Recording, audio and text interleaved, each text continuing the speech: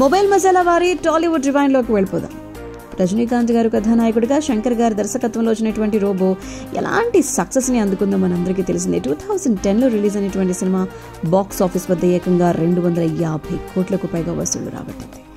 So నిజానికి Michael Jackson గారితో ఒక పాట పాడించాలనుకున్నారంటే ఏఆర్ రెహమాన్ గారు, దానికి సంబంధించి కుదరలేదు. బట్ ఆ రీజను, ఆ సందర్భాన్ని ఒకసారి గుర్తు చేసుకుందాం. 2009 ఏఆర్ రెహమాన్ గారు లాస్ ఏంజల్స్లో ఉన్నారు.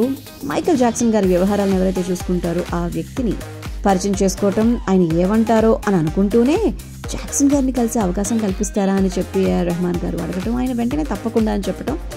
వారం గడిచిన అటువైపు నుంచి ఎలాంటి రియాక్షన్ లేదు. అదే టైంలో ఆస్కార్ నామినేషన్స్ ప్రకటించడం, అందులో ఏఆర్ రెహమాన్ గారి పేరు కూడా ఉంది. సరిగ్గా అదే టైంలో మైకేల్ జాక్సన్ గారిని కలవాలి అనుకుంటున్నారు.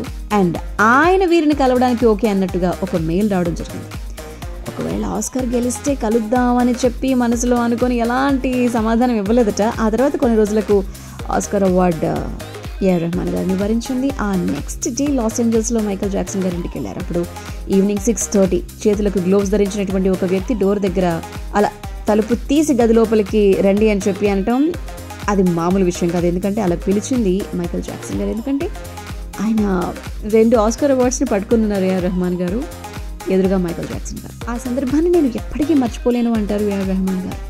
జాక్సన్ గారు చాలా చక్కగా మాట్లాడారట. అక్కడి నుంచి చెన్నైకి వచ్చిన తర్వాత రోబో మ్యూజిక్ వర్క్స్ స్టార్ట్ అవ్వటం, మైకేల్ జాక్సన్ గారిని కలిసిన విషయాన్ని శంకర్ గారికి చెప్పటం, మనం ఆయనతో మన సినిమాలో ఎందుకు పాడించకూడదు అని చెప్పి అంటే వెంటనే ఓకే అనుకోవటం. మరి తమిళ పాట కదా పాడతారా అని చెప్పి అనుకున్నారంటే ఇదే విషయాన్ని మైకేల్ గారికి చెప్తే ఆయన ఒప్పుకున్నారంట.